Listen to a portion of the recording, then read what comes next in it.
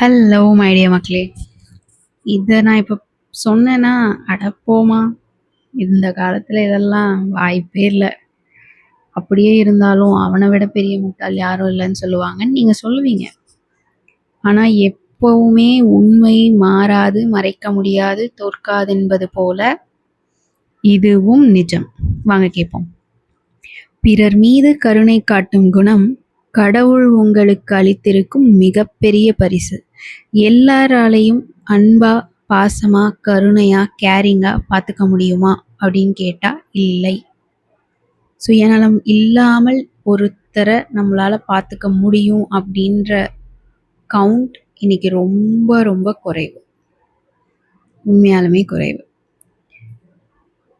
அம்மாவை விட சிறந்த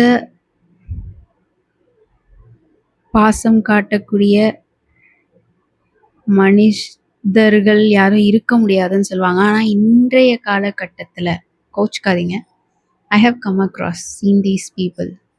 அதனால இதை சொல்கிறேன்.